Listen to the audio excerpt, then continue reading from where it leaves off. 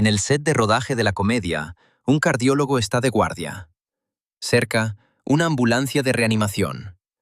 Detrás de la cámara, todos saben, el actor principal ya ha sufrido 2 infartos, y una nueva toma podría ser la última.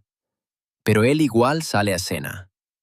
Bajo, con calvicie incipiente, con un rostro que el público conoce hasta en la más mínima mueca. Debe enfadarse de nuevo, gritar, agitarse, explotar de irritación, hacer precisamente lo que le ganó el cariño de millones. El hombre más divertido de Francia interpretaba a personas que temen perder el control. Pequeños jefes, gendarmes, restauradores, burócratas, dictadores domésticos. Todos aquellos que intentan poner la realidad en fila y siempre fracasan cómicamente. Pero fuera de cámara, el mismo de Funès vivía con casi el mismo miedo. Solo que no sabía reírse de él. Su éxito llegó tarde. Durante casi 20 años interpretó a camareros, porteros, transeúntes ocasionales y personas que el espectador olvidaba en un segundo. Y cuando finalmente se convirtió en el principal cómico de Europa, la fama no le trajo paz. Solo intensificó su ansiedad. Ahora había algo que perder. Por eso su comedia no era solo un conjunto de muecas. Había algo más peligroso y preciso. Un hombre transformaba su tensión interna en un espectáculo público, y el espectador reía, sin siempre comprender el precio que exigía ese ritmo. Esta historia no comienza con un triunfo, ni con una sonrisa. Comienza con un hombre que vuelve a entrar en escena, aunque su corazón ya no soporta el personaje que ha creado. Acto 1. El mito del hombre que grita. A mediados de los años 60, el cine francés captura un fenómeno peculiar en la pantalla. En películas como El gendarme de Saint-Tropez y Fantomas, el público ve a un hombre cuyo cuerpo y rostro nunca encuentran reposo. Su expresión se distorsiona continuamente en una mueca de indignación. Las cejas se elevan. La mandíbula se proyecta hacia adelante en una amenaza cómica. Las manos se mueven a una velocidad antinatural, marcando un ritmo entrecortado. Y su voz, al menor estrés, se quiebra en un agudo falsete. Este conjunto de reacciones hipertrofiadas, casi caricaturescas, rápidamente se convierte en su tarjeta de presentación inconfundible. El peso comercial de este fenómeno resulta simplemente sin precedentes. En Francia y más allá de sus fronteras, las películas en las que participa reúnen regularmente a decenas de millones de espectadores, estableciendo récords de taquilla que permanecen inalcanzables durante décadas. Sin embargo, la magnitud de su presencia en las pantallas viene acompañada de un efecto paradójico.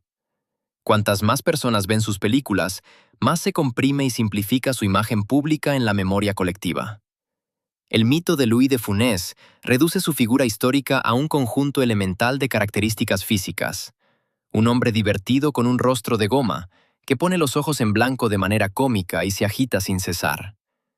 Esta percepción convierte al actor en prisionero de sus propios trucos externos. De él se espera exclusivamente las reacciones familiares, y él las proporciona con diligencia. La risa nace del reconocimiento cómodo. El público siempre sabe cómo reaccionará el héroe ante la próxima catástrofe. Pero este conjunto de reacciones impecablemente ejecutado juega una mala pasada con la percepción de su legado. Su estatus como favorito del pueblo le otorga la reputación de ser un fenómeno meramente entretenido. Durante mucho tiempo, la prensa intelectual lo trata con condescendencia. La cultura consume esta imagen como un producto terminado, sin cuestionar la naturaleza de su mecánica. Para entender por qué esta máscara se vuelve tan masiva, hay que recordar la Francia de los 60. Es un país que se moderniza rápidamente. Nuevas carreteras, nuevos resorts, nuevos automóviles, una clase media en crecimiento, una burocracia en expansión, una red cada vez más densa de reglas, permisos, formularios y jerarquías de servicio. Después de la guerra, la sociedad desea orden, pero este orden se manifiesta cada vez más no en la grandeza del Estado, sino en los enfrentamientos cotidianos con pequeños jefes. El francés se encuentra con la autoridad no solo en la figura de un ministro o un general, la encuentra en el ayuntamiento, en la comisaría, en la estación de tren, en el restaurante, en la playa, en el hotel. Es aquí donde el de Funès de la pantalla toca el nervio de la época. Sus personajes no son grandes dictadores de la historia, sino pequeños administradores de la cotidianidad. Son graciosos porque son dolorosamente reconocibles. Casi todos los espectadores conocen a alguien así. Un jefe de turno, un propietario celoso, un empleado altanero, un policía que compensa la pequeña escala de su poder con un tono excesivo. Francia no se ríe de una payasada abstracta. Se ríe de su propio irritante diario. En este contexto, el contraste con el cine francés prestigioso de la misma década es especialmente revelador. La nueva ola ya ha cambiado el lenguaje del cine. Godard, Truffaut, Chabrol filman a jóvenes en las calles, rompen con el montaje clásico, desafían la moral burguesa, se convierten en los favoritos de críticos y festivales. Su cine se considera moderno, intelectual, de autor. Y junto a él existe otro continente gigantesco, la comedia popular, que la prensa intelectual a menudo percibe con condescendencia. De Funès no parece una figura de revolución estética. No ofrece una nueva filosofía de cuadro. Simplemente llena salas a las que acude el público real y masivo. Ahí radica la contradicción oculta. El cine de autor habla en nombre de una generación que quiere liberarse de las viejas formas. De Funès muestra a personas que se aferran con pánico a las viejas formas porque sin ellas no saben quiénes son. Por eso su éxito no es inferior ni más primitivo que los experimentos culturales de la época. Simplemente opera en otro nivel, en el nivel del miedo cotidiano a perder el estatus. Donde la nueva ola revela el alienamiento del joven intelectual, De Funès revela la neurosis del pequeño burgués. Así, la máscara de la pantalla deja de ser simplemente una fisonomía.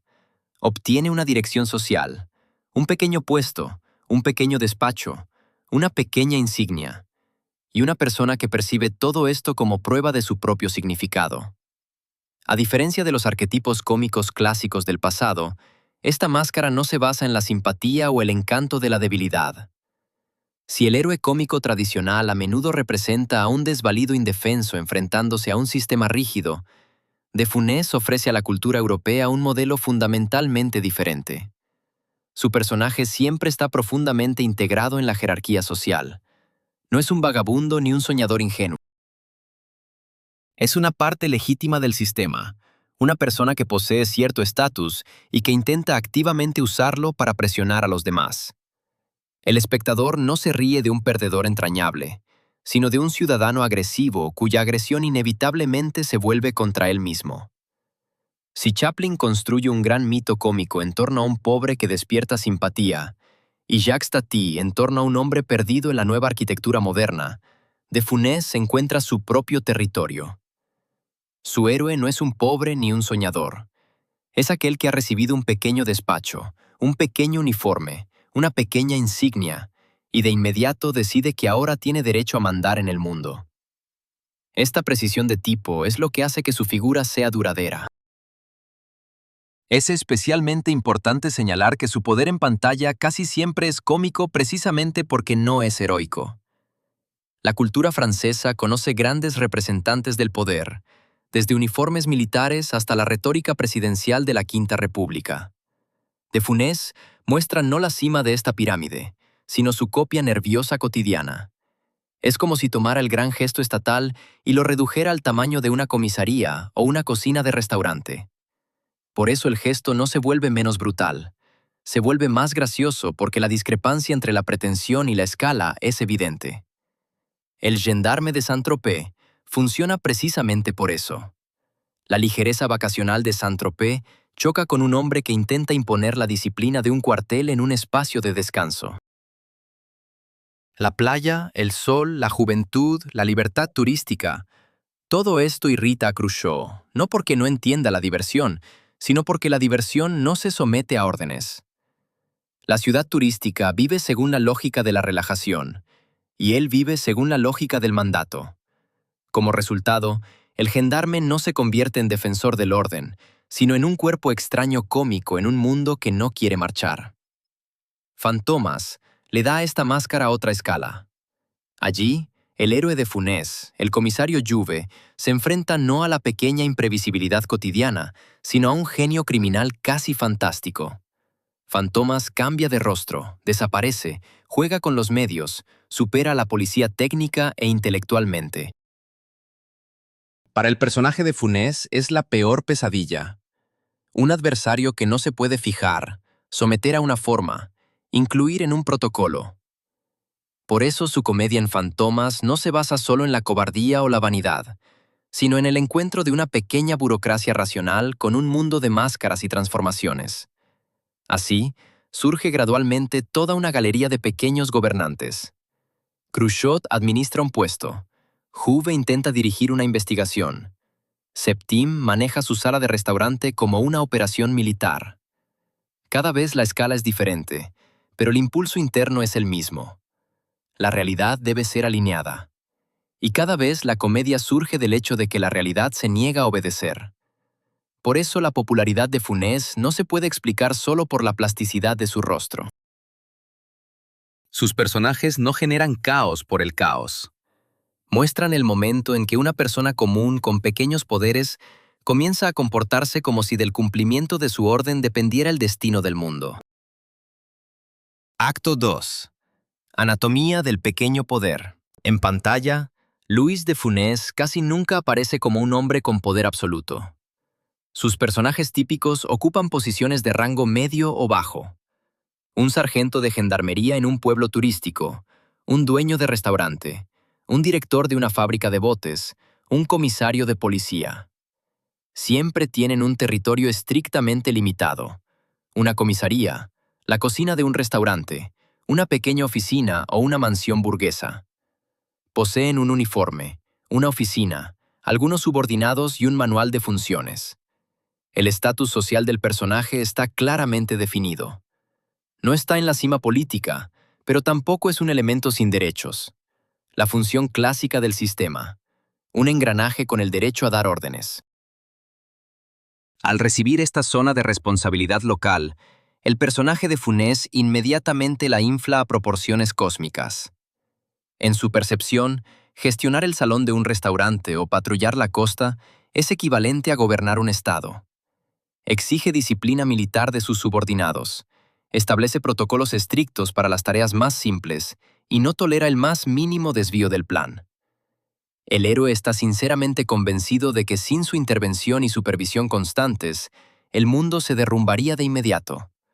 Lo cómico no es el puesto en sí, sino la desproporción entre la escala real de ese puesto y el orgullo personal que el héroe invierte en él.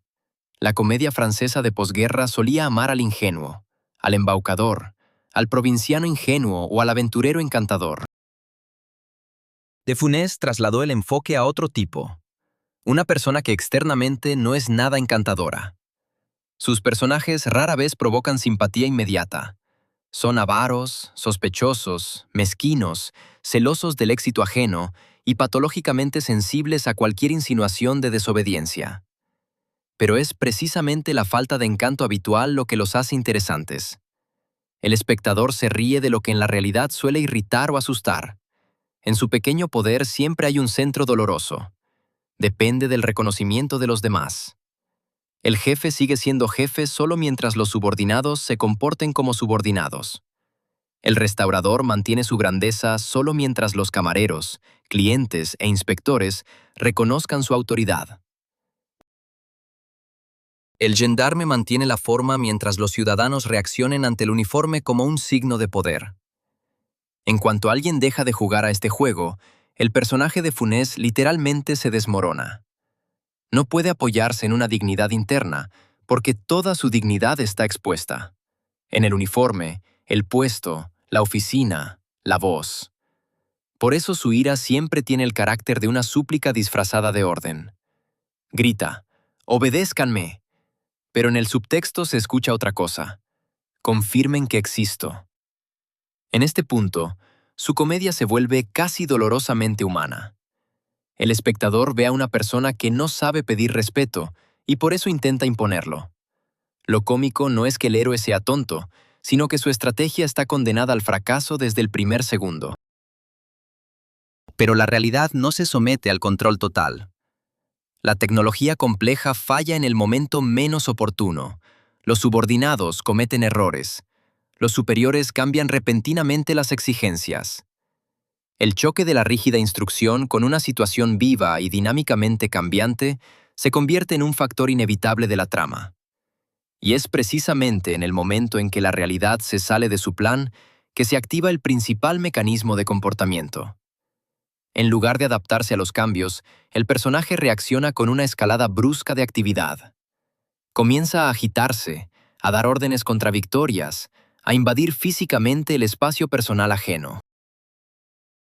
Demuestra el modelo clásico de comportamiento autoritario en su versión cómica. Se humilla servilmente ante la dirección superior, encogiéndose físicamente hasta volverse invisible, y de inmediato se desquita con los subordinados. La vertical de la jerarquía se convierte para él en la única forma comprensible de interactuar con la sociedad. Detrás de esta manera agresiva no se esconde la fuerza, sino la ansiedad social. El héroe eleva la voz no porque esté seguro de sí mismo, sino porque sin el reglamento, el puesto y el uniforme, casi no le queda apoyo. El rol formal reemplaza su dignidad interna. Por eso cualquier fallo lo percibe no como un inconveniente laboral, sino como una amenaza a su propia existencia. Un subordinado comete un error. La puerta se cierra de golpe. El jefe llama en el momento equivocado, y el frágil orden comienza a resquebrajarse. De ahí surge la principal paradoja cómica. Cuanto más se esfuerza el personaje por imponer orden, más rápido genera caos. Se declara garante de la estabilidad, pero es precisamente su energía nerviosa la que destruye cualquier sistema primero. Por eso sus personajes rara vez se convierten en villanos puros. Son desagradables, crueles, cómicos, a veces patéticos, pero en su comportamiento se ve no solo agresión, sino el temblor humano del que surge esa agresión. Así, De Funès transformaba la administración cotidiana en una anatomía cómica. Mostraba no solo a un jefe gritón, sino el mecanismo por el cual la inseguridad se viste de orden. Y aquí, su máscara en pantalla se une imperceptiblemente con su biografía. Solo alguien que vivió demasiado tiempo sin un lugar estable en la profesión podría interpretar con tanta precisión el miedo a perder su lugar en la jerarquía. Acto 3. 20 años de espera. Louis-Germain David de Funès de Galarza nace el 31 de julio de 1914 en Courbevoie. Sus padres son españoles de Sevilla. El padre, de una familia aristocrática, trabaja como abogado en España y se convierte en tallador de diamantes en Francia. Amigos y familiares lo llaman simplemente Fufu. Desde niño, ama el dibujo y el piano, dos actividades que exigen una precisión de movimiento imposible de simular. Su origen español añade más tarde una capa extra a su imagen en pantalla. De Funès se convierte en un actor francés con un apellido que suena casi noble, con una expresividad plástica sureña y al mismo tiempo con la biografía de alguien que durante décadas no tiene un lugar estable en su profesión. En esta brecha entre un nombre sonoro y la humillación real de su carrera, ya se escucha la futura comedia de estatus. Un hombre que desesperadamente quiere parecer más importante de lo que su posición en la jerarquía le permite. Sus personajes vivirán precisamente en esa grieta.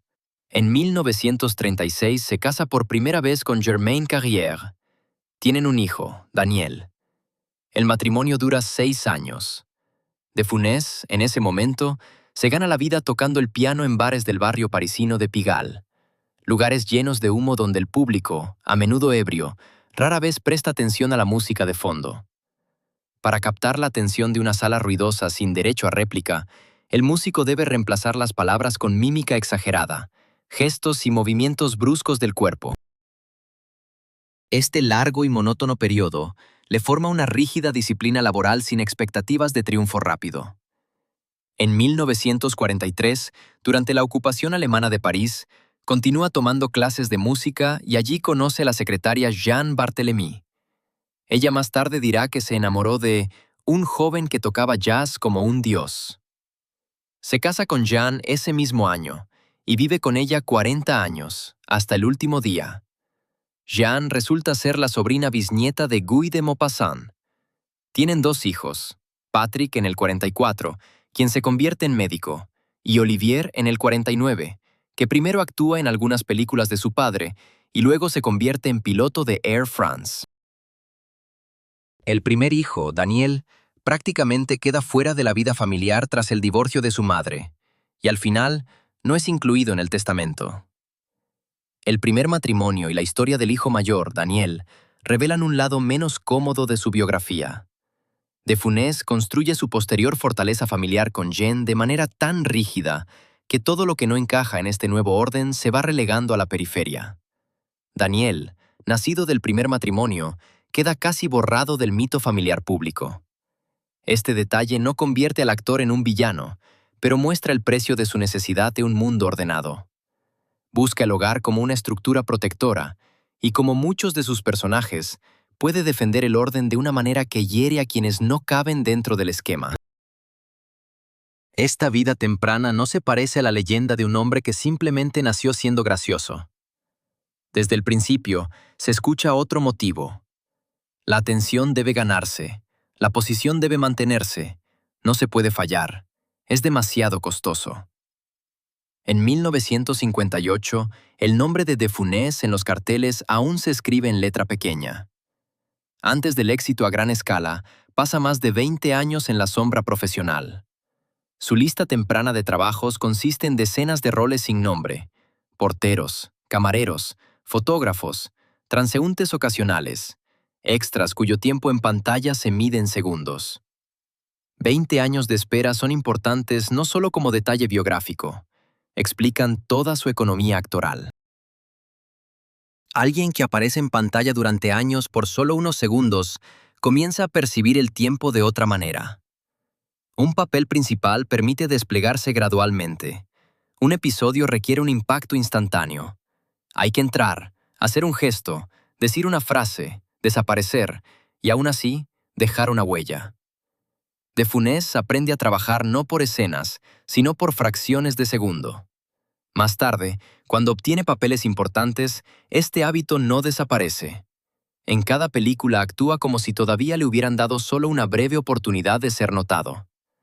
Trabajar como pianista en Pigalle se convierte en su segunda escuela. En los locales nocturnos, el público no está obligado a respetar al músico. La gente habla, ríe, discute, pide bebidas, a veces ni siquiera nota el piano. Para manejar tal sala, hay que sentir su respiración sin derecho a un discurso largo. De Funès aprende a captar la atención con un acento brusco, una pausa, una aceleración repentina, un corte de melodía. La música en tales condiciones se convierte no en un arte de sonido puro, sino en una técnica para manejar a una multitud distraída. Más tarde, esos mismos principios se trasladan a su cine. Su grito casi siempre tiene una preparación musical. Su pausa antes de la explosión funciona como un acorde suspendido. Su agitación se desarrolla no caóticamente, sino como una improvisación de jazz sobre un ritmo constante. Podría parecer un hombre que se descontrola, pero internamente sigue siendo un músico que lleva una compleja partitura. Pigalle le enseña no solo a sobrevivir, sino a escuchar la comedia como un patrón rítmico. El teatro refuerza esta disciplina. En el escenario, no se puede contar con el montaje, el primer plano o la recolección repetida del material. Lo cómico debe funcionar aquí y ahora, frente a un público en vivo que responde de inmediato. Si la pausa es más larga por medio segundo, la réplica falla. Si el gesto se hace antes de tiempo, la risa no alcanza a nacer. En el teatro, De Funès desarrolla una precisión que luego el cine solo magnifica, como bajo una lupa. Su futura espontaneidad se prueba en condiciones donde la casualidad es demasiado costosa. Por eso, la fama tardía no lo relaja. Activa sus viejas habilidades de supervivencia al máximo. De Funès conoce demasiado bien el valor de cada segundo de presencia en pantalla y trata el éxito no como un regalo, sino como un territorio que debe protegerse. La falta de un comienzo fácil le priva de cualquier ilusión sobre la naturaleza del cine. Mientras los actores jóvenes obtienen papeles principales gracias a su apariencia llamativa o a encajar bien en un tipo, De Funès investiga metódicamente el sistema de producción desde sus niveles más bajos. Para él, el set de filmación nunca es un espacio para la autoexpresión, sino una fábrica estricta donde solo sobrevive quien puede ofrecer un resultado constante a tiempo. Cuando en la mitad de los 60 llega la verdadera fama, el actor ya tiene casi 50 años. El reconocimiento tardío define su cautela. Abandonar un papel probado significa arriesgarse a volver a la sombra de la que ha estado saliendo casi toda su vida. Así, detrás de la histeria pública de sus personajes, hay un profesional extremadamente concentrado. Lo que al espectador le parece una explosión es, en realidad, el resultado de un largo trabajo de laboratorio sobre la física de lo cómico. Acto 4. La partitura de la ira. En una de las escenas centrales de la comedia Oscar, el personaje de Louis de Funès sufre un colapso administrativo monumental. Deforma su rostro con los dedos, muestra un espasmo muscular, emite una serie de sonidos ininteligibles y literalmente se desploma en el suelo. Para el espectador desprevenido, esto parece el clímax de un caos incontrolable. Sin embargo, al analizarlo cuadro por cuadro, la ilusión de espontaneidad se desmorona. Lo que a velocidad normal parece una pérdida de control, en cámara lenta revela una estructura rígida y matemáticamente precisa en cada gesto, parpadeo y giro de cabeza. Esto se aprecia especialmente en Oscar. Antes de convertirse en película, esta historia fue un éxito teatral. De Funès la interpretó muchas veces ante un público en vivo, afinando la precisión de cada estallido y cada pausa. Por eso, la versión cinematográfica parece casi una grabación de un complejo mecanismo cómico, llevado al límite de su velocidad. Puertas, maletas, llamadas telefónicas, confesiones repentinas, cambios de estatus. Todo funciona como una reacción en cadena. El protagonista no solo está nervioso, cada nuevo hecho destruye su versión previa de la realidad. Su ira se convierte en una forma de no quedarse atrás en la catástrofe. En este sentido, Oscar no es solo una farsa, es casi un laboratorio perfecto para De Funès.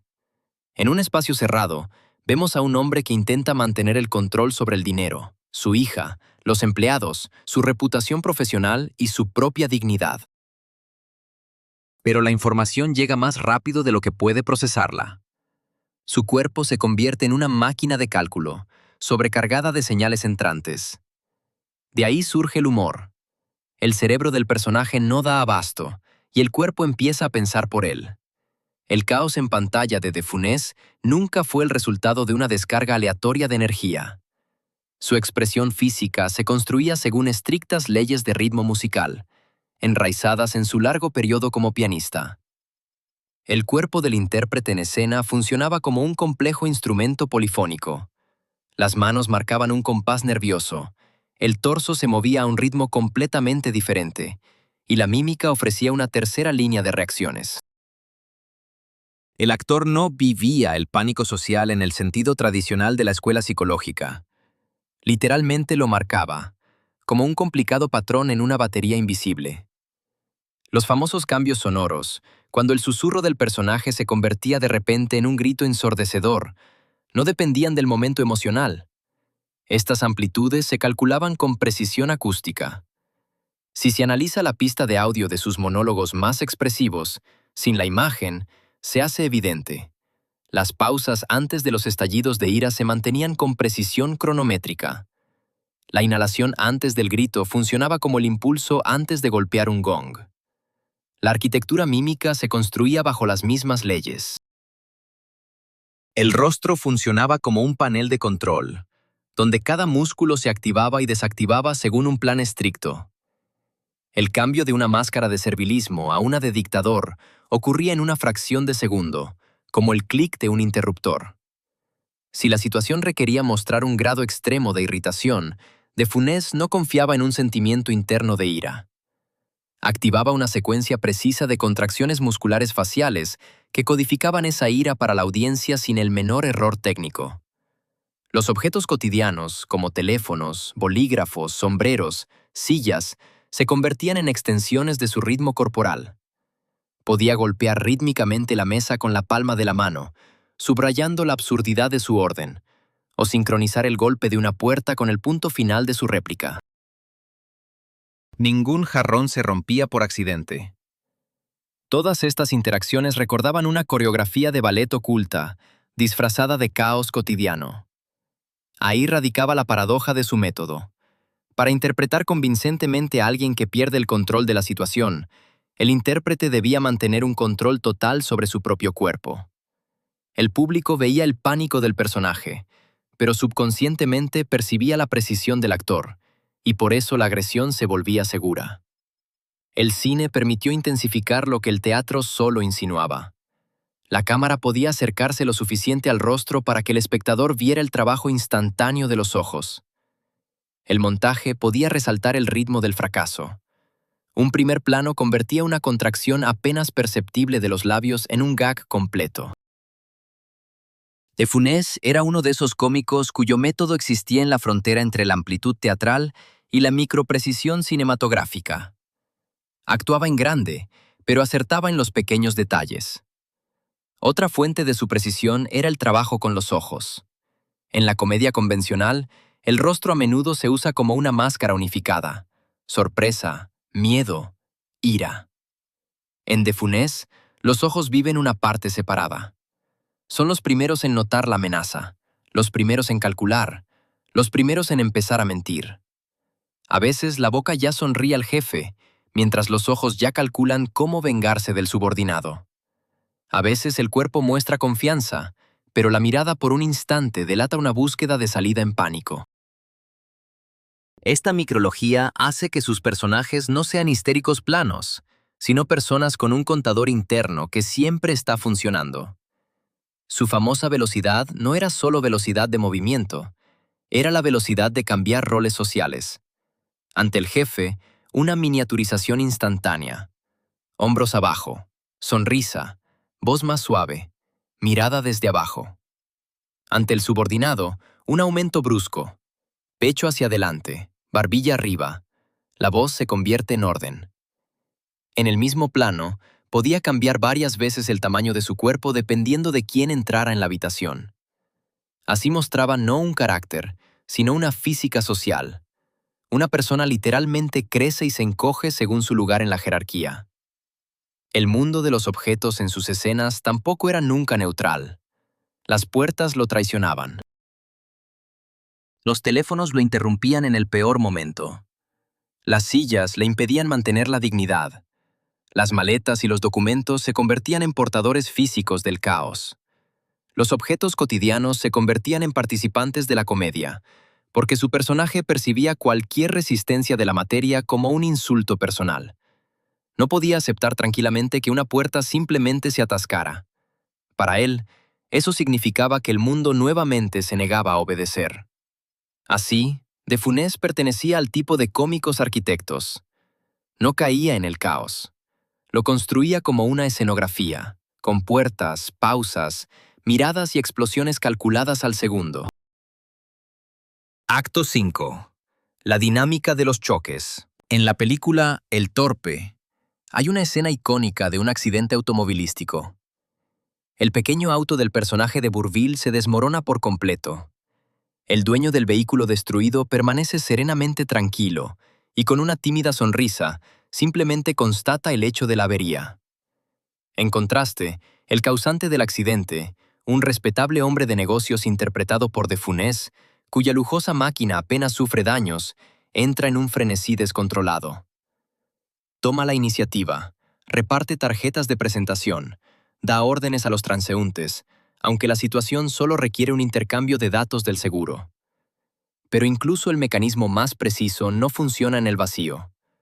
Para que su velocidad sea visible, debe aparecer otro ritmo a su lado, calmado, lento, casi inmóvil. El dúo con Bourvil se convierte para De Funès en un sistema de contrastes casi perfecto. Bourvil aporta a la pantalla bonomía, lentitud, una simple resistencia humana. Puede parecer ingenuo, pero su ingenuidad no es debilidad. Posee una extraña fuerza, Junto a ella, todo el ajetreo de De Funès resulta superfluo. Si el personaje de De Funès intenta constantemente controlar las circunstancias, el héroe de Bourvil simplemente las acepta, y con eso desarma al pequeño dictador. El director Gérard Houry construye estas escenas sobre un contraste físico directo. De Funès nunca se enfrenta a otro neurótico. Deliberadamente lo colocan en un espacio donde sus compañeros operan en un tempo fundamentalmente diferente, más lento. Este recurso estructural revela la base de su mecanismo cómico. Para que el ajetreo sea visible y gracioso, necesita un fondo absolutamente estático y anclado. El compañero antagonista funciona como un instrumento de medición, el punto cero, respecto al cual el espectador puede evaluar la magnitud del pánico de De Funès. En contacto con la imperturbabilidad ajena, su personaje pierde su principal arma. Alza la voz, se acelera, da órdenes, y a cambio recibe un educado desconcierto o una amable aceptación sin verdadera sumisión. Y eso basta para que toda su pose autoritaria se vuelva cómica. Por eso, los dúos con De Funès se construyen no solo sobre la diferencia de temperamentos. En ellos chocan dos maneras de existir. Uno intenta administrar cada segundo, el otro permite que la vida siga su curso. En El Torpe y La Gran Juerga, este contraste funciona no solo a nivel de ritmo, sino también a nivel de simbología social. Bourvil encarna una Francia más antigua, rural, pausada, humana. De Funès representa la Francia de la eficiencia burguesa nerviosa, de los cargos, los horarios, las órdenes y el miedo a parecer ridículo. Sus películas conjuntas se convierten en un choque de dos ritmos del país. Un ritmo dice, la vida sigue su curso. El otro grita, la vida debe someterse al plan de inmediato. Gérard Houry comprendió que De Funès no necesitaba solo un conjunto de situaciones cómicas, sino una gran construcción dentro de la cual su pequeño poder sería continuamente puesto a prueba. Lo colocaba en aventuras de carretera, ocupaciones militares, imperios gastronómicos, intrigas internacionales. Cuanto más grandes eran las circunstancias externas, más cómicos resultaban los intentos de su personaje por actuar con métodos administrativos habituales. Un hombre pequeño con una gran voz se enfrentaba a la historia, la técnica, el azar, los extranjeros, la guerra, y cada vez intentaba imponer al mundo una nueva circular. La Gran Juerga es especialmente reveladora. De Funès interpreta a un director de orquesta, una profesión basada en el control del ritmo, el gesto y la acción colectiva. Es casi un autorretrato de su método actoral, solo trasladado a una trama sobre el caótico rescate de pilotos ingleses en la Francia ocupada. Su personaje está acostumbrado a que la orquesta obedezca cada movimiento de su mano.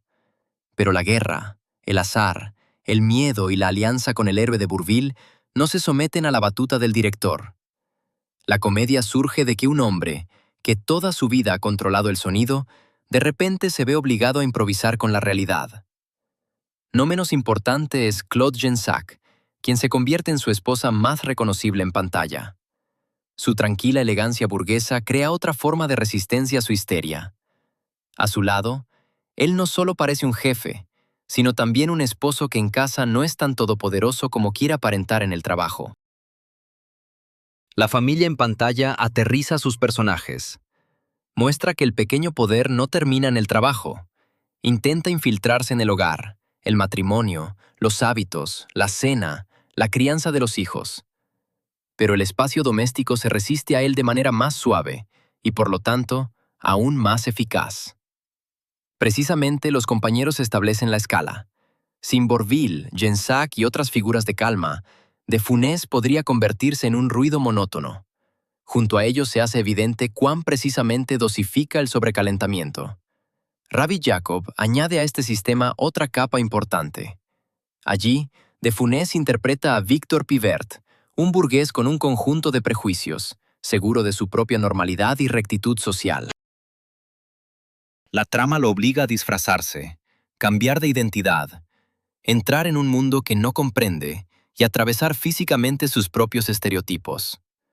La comedia aquí no solo trata sobre el pequeño poder, sino también sobre una pequeña mente que se ve obligada a expandirse. Esta película es importante porque muestra que el personaje de De Funès puede ser no solo un jefe, sino un portador de un orden burgués limitado. Está convencido de que el mundo está organizado de manera conveniente para él, y que todo lo ajeno es ruido, amenaza, ridiculez. Pero la trama literalmente lo saca de su caparazón social habitual.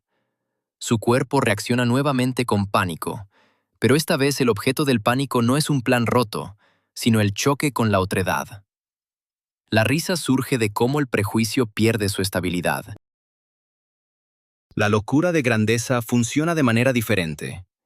Allí, De Funès se encuentra junto a Yves Montand, y el pequeño poder adquiere una forma casi cortesana e histórica. Su personaje, Blaise, es un hombre que sueña con un gran estatus, pero sigue siendo internamente pequeño. Los trajes, las decoraciones palaciegas, el entorno histórico solo subrayan la misma fórmula. Se le puede dar una peluca, un cargo y acceso al rey, pero su pánico no se volverá majestuoso. Simplemente estará mejor vestido.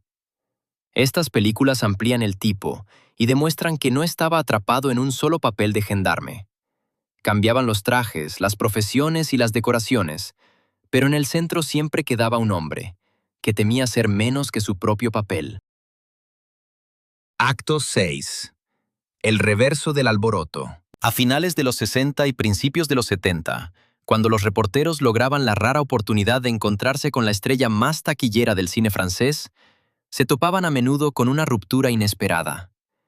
Iban al encuentro como si se dirigieran a un huracán. Esperaban gestos bruscos, falsetes, muecas, esa chispa nerviosa y eléctrica por la que el público compraba entradas por millones. Pero se encontraban con un hombre extremadamente reservado, tranquilo, con modales casi aristocráticos.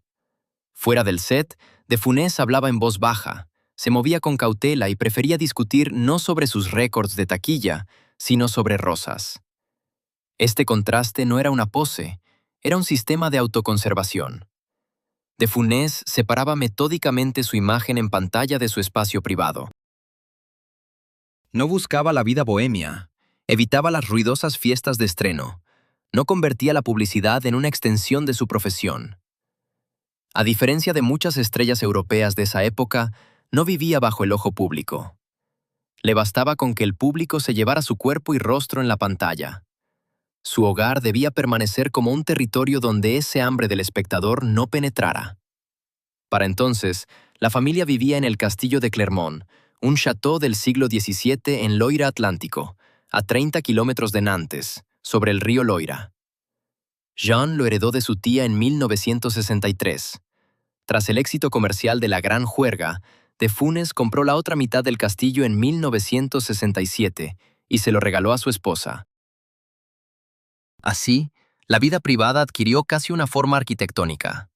Muros, parque, invernaderos, un perímetro familiar cerrado donde no se permitía el bullicio de los platós. En este sistema, Jean no era una compañera decorativa del famoso esposo, sino una parte crucial de su equilibrio profesional. Filtraba guiones, decidía qué ofertas rechazar, se aseguraba de que no surgiera ansiedad innecesaria a su alrededor. Fue ella quien eligió a Claude Gensac para el papel de esposa en la saga del gendarme, considerándola la figura menos amenazante como competencia. A veces, los productores le pagaban a Jean un honorario aparte por estar en el set. Sabía cómo calmarlo en momentos en que nadie más podía influir en su sistema nervioso. Pero esta protección tenía una doble naturaleza. El château, el jardín, la selección de guiones, el círculo cerrado de la familia. Todo esto le ayudaba a soportar la carga pública, pero al mismo tiempo, hacía su vida privada muy organizada. No escapaba del ruido hacia una libertad desordenada, sino a un espacio donde todo podía mantenerse dentro de límites. Por eso, el jardín de rosas en Clermont no es solo un hermoso detalle biográfico. En los invernaderos, plantaba personalmente variedades históricas raras. Una de las variedades más tarde llevaría su nombre, Rosa Louis de Funès. Trabajar con plantas requería tiempo lento. No se puede ordenar a una rosa que florezca. No se puede acelerar la temporada con un grito. No se puede ensayar el clima. Hay algo amargo en que un hombre famoso por interpretar a personajes que exigen resultados inmediatos del mundo, en su vida privada se refugiara en las plantas. El jardinero Luis de Funès debía esperar, y en esa espera surgía una forma de humildad que su profesión casi no le permitía. El silencio del chateau rural no significaba paz interior. De Funès seguía siendo un perfeccionista. Revisaba materiales, se involucraba en la mezcla de sonido, controlaba el montaje, porque entendía que el ritmo cómico no solo nacía en el set, sino también en la mesa de edición. Entre tomas, podía pasar horas sentado en silencio, acumulando energía, y al menor fallo se convertía en un director exigente, pidiendo precisión. El aparato cómico que construyó requería de su organismo un gasto extremo. Simular un colapso de pánico, el ritmo frenético de movimientos, los saltos bruscos de voz, contener la respiración antes de gritar, transiciones instantáneas de una sonrisa servil a la ira. Todo esto desgastaba metódicamente su corazón y sistema nervioso. Un actor dramático puede mantener la tensión interna casi inmóvil por mucho tiempo. De Funès debía desencadenar una explosión física una y otra vez. Su corazón, en cada toma, vivía un pequeño espectáculo de sobrecarga. El público amaba precisamente esa velocidad, y reducir la amplitud sin perder el efecto reconocible era casi imposible. Su cuerpo envejecía, pero su imagen no. La máscara exigía la misma descarga eléctrica, como si 20 años de anonimato, la fama tardía y el trabajo diario no hubieran dejado huella alguna en su organismo. En la primavera de 1975, después de una intensa serie de presentaciones en la obra teatral El Vals de los Toreadores, su organismo se negó a seguir el ritmo habitual. De Funès sufrió 2 infartos severos consecutivos. El veredicto médico fue claro. La explotación física de su cuerpo para mantener el mito cómico de velocidad había dañado críticamente su corazón. Los médicos insistieron en que dejara su actividad profesional, advirtiendo que cualquier nueva carga podría ser fatal. El mecanismo impecable, que había funcionado sin fallos durante décadas y asegurado récords de taquilla, resultó clínicamente roto. Tras los infartos, enfrentó una elección que externamente parecía obvia: detenerse, preservar su salud, vivir en el castillo, cuidar el jardín y observar cómo sus viejas películas seguían ganándose el amor del público. Pero para alguien de su naturaleza, esa salida no era sencilla. Renunciar al trabajo significaría no descanso, sino un regreso a la invisibilidad, solo que ahora definitiva. Había esperado demasiado tiempo el éxito como para retirarse voluntariamente en el momento en que el público finalmente le pertenecía. Cuando, tras un largo periodo de rehabilitación, decidió regresar al cine para participar en El ala o la pierna, la industria europea enfrentó un problema sin precedentes. Las compañías de seguros se negaban a firmar contratos estándar, considerando el riesgo de muerte súbita del protagonista en el set demasiado alto. Para que las filmaciones se llevaran a cabo, el set se convirtió casi en una extensión de una clínica. Junto a las decoraciones había una ambulancia de reanimación, y un cardiólogo profesional estaba detrás de la cámara durante cada toma. Esta supervisión médica no era solo un detalle anecdótico, mostraba con precisión la etapa tardía del mecanismo estelar. La industria ya sabía que el cuerpo del artista estaba dañado, pero aún esperaba otra película. No por crueldad, sino por amor, hábito y necesidad comercial, que a veces lleva al mismo resultado. La película El ala o la pierna adquirió un significado especial en esta situación. Formalmente, era una comedia sobre un crítico gastronómico que lucha contra la industrialización de la comida y la producción masiva sin alma. Pero detrás de la trama se adivinaba otra rima. El propio de Funès regresaba a una industria que también le exigía un producto estandarizado. El mismo ritmo, el mismo grito, la misma explosión nerviosa. Su personaje defendía el sabor de la falsificación fabril, mientras el actor intentaba proteger su propia comedia de la destrucción fisiológica. En sus películas tardías, ya no podía permitirse esa carrera agresiva que antes parecía parte natural de su imagen. La cámara se detenía más en sus ojos, manos, breves destellos de irritación. Su actuación se volvió más seca, más económica, a veces incluso más sombría. No era solo la edad, era un organismo que ya no permitía la misma amplitud. El público esperaba la descarga eléctrica familiar, y el actor se veía obligado a ofrecerla en una dosis reducida y más peligrosa para él. La transformación física del tardío de Funès documenta claramente esta fractura. Pierde notablemente peso, su plasticidad pierde la agresividad saltarina de antes, el ritmo se vuelve más cauteloso. Debe adaptar su método a las limitaciones del músculo cardíaco. Menos carreras, más trabajo de ojos, más movimientos locales de las manos, más pausas secas en lugar de una explosión física total.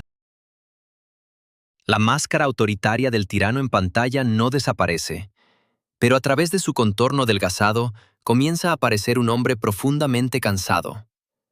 El 27 de enero de 1983, Louis de Funès murió de un tercer infarto.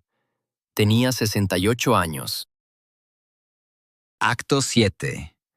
Tomando la ansiedad. Sin embargo, tras su muerte, la máquina no se detiene. Sigue funcionando, pero ya sin él. En la televisión, en la memoria familiar, en las repeticiones y en fragmentos breves. Cada año, los canales europeos y las grandes plataformas digitales transmiten el mismo ciclo de películas antiguas. Décadas después de sus estrenos originales, las comedias de Louis de Funès siguen reuniendo a millones de espectadores. Generaciones enteras que nunca vivieron en la Francia de mediados del siglo XX reconocen al instante su silueta familiar. La longevidad de su mecanismo cómico demuestra que iba más allá de la simple payasada física. El espectador no solo veía a un hombre gracioso con una voz estridente, sino que reconocía la situación. El mundo se descontrolaba de nuevo, y alguien intentaba desesperadamente ordenarlo a gritos. Así, de Funès convertía la irritación cotidiana en un espectáculo inofensivo. En la vida real, un jefe gritón, un sistema roto o una instrucción absurda provocan estrés. En la pantalla, todo se volvía predecible, patético y risible. El pequeño poder perdía su magia amenazante porque el espectador veía su temblor interno. La risa aquí funcionaba como una liberación de la presión ambiental. Durante el tiempo que duraba la película, se podía ver que el orden construido sobre el pánico inevitablemente se convertía en farsa. No porque el orden no sea necesario, sino porque el miedo a menudo se disfraza de disciplina. Esta función se hizo especialmente notable donde el poder burocrático era parte de la experiencia diaria de millones de espectadores. El destino especial de sus películas en la URSS y Europa del Este merece atención aparte. Allí, de Funès se convirtió casi en una figura familiar, un hombre cuyas películas se repetían en televisión, se citaban y se contaban a los niños. Su entorno burgués francés estaba lejos de la vida soviética, pero el tipo del pequeño jefe resultaba sorprendentemente cercano. Los espectadores, acostumbrados a las oficinas, los formularios, las colas, los gritos de los jefes y el absurdo del lenguaje administrativo, entendían al instante qué se ridiculizaba en la pantalla. El doblaje jugó su papel. Las entonaciones cambiaban, algunas réplicas se transformaban, pero la base física permanecía intraducible y por tanto universal. Un rostro que en segundos pasa de la adulación a la furia no necesita comentario cultural. Un cuerpo intentando comandar el caos es comprensible en cualquier sistema. Por eso, de Funès no se convirtió solo en una importación francesa, sino en parte de la memoria europea común sobre el pequeño poder. Las plataformas modernas han intensificado este efecto y al mismo tiempo lo han simplificado. Los gags se recortan fácilmente en fragmentos breves, la mímica se convierte en meme, el grito en una reacción universal al absurdo cotidiano. Pero cuanto más corto es el fragmento, más fácil es olvidar que detrás hay 20 años de episodios, una escuela musical, precisión teatral y un corazón que no soportó la constante reproducción del pánico.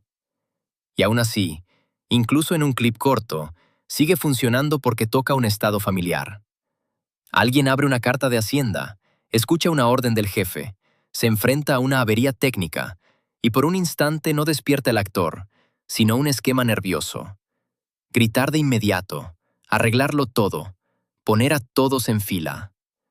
Pero cuanto más vive la imagen, más riesgo corre de convertirse en un signo plano. Y aquí comienza la última injusticia de la memoria. En el proceso de replicación póstuma, la memoria colectiva actuó como un editor implacable. Eliminó los matices complejos, la profundidad del método, el precio fisiológico devastador de cada toma. Ese complejo sistema de reacciones que el intérprete construyó meticulosamente durante 20 años de anonimato profesional se comprimió en un meme visual plano y fácilmente consumible. Para la mayoría de los contemporáneos, el nombre de Funès ya no evoca asociaciones con la naturaleza del autoritarismo institucional o el análisis de la vulnerabilidad humana. Desencadena un simple reflejo condicionado, la expectativa de una cara divertida y exagerada. El mito del ídolo popular ha devorado por completo al artesano disciplinado, dejando en la superficie solo la máscara fácilmente replicable del eterno descontento. Y sin embargo, esta simplificación se enfrenta al hecho de la longevidad. Si de Funès se hubiera sostenido solo en muecas reflejas, sus películas habrían quedado obsoletas hace tiempo. Pero el espectador del siglo XXI sigue riendo de las mismas escenas de pánico administrativo, porque su ancla de significado no desapareció junto con la época. Por eso, la pregunta final no es cuántas personas hizo reír. La cuestión es a qué precio se logró esa precisión. Luis de Funès pagó con su cuerpo. Detrás de la máscara del dictador inquieto y eternamente insatisfecho, se escondía un hombre cuyo cálculo profesional no dejaba lugar a la casualidad. Desgastaba su sistema nervioso toma tras toma. 2 infartos, regreso al set bajo la vigilancia de médicos, un tercer infarto, este último mortal.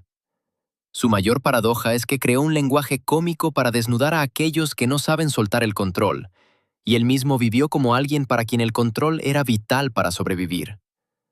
Mostraba que el pequeño tirano es ridículo cuando intenta dominar la realidad, pero construyó su profesión como si cualquier descuido fuera mortal. Por eso, la historia de Funès no se reduce a la nostalgia por las viejas comedias francesas.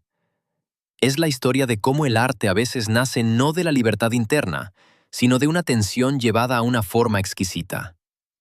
Transformó la ansiedad en ritmo, el miedo al estatus en mímica, el pequeño poder en comedia nacional. Y la frase, el hombre más divertido de Francia no sabía reírse de sí mismo, deja de ser solo una paradoja. Sabía burlarse del funcionario, del gendarme, del burgués, del marido celoso, del dictador de restaurante, del hombre con delirios de grandeza. Pero su propio miedo a perder el control era demasiado serio. Eso lo mantenía en su profesión, lo obligaba a trabajar, a verificar, a repetir y a no confiar en el azar. Quizás por eso sus películas aún provocan esa extraña mezcla de ligereza y tensión. Nos reímos de un hombre que en cada escena parece salvar su vida. Y en eso reside el verdadero costo de su arte. Regaló al público una risa que él mismo no pudo convertir en salvación. La transformación de la vulnerabilidad interna en una comedia matemáticamente precisa es un motivo frecuente, pero siempre complejo en la historia del cine. Sobre cómo otro intérprete utilizó un aislamiento social total para construir sus personajes más conocidos, hablaré en otro video.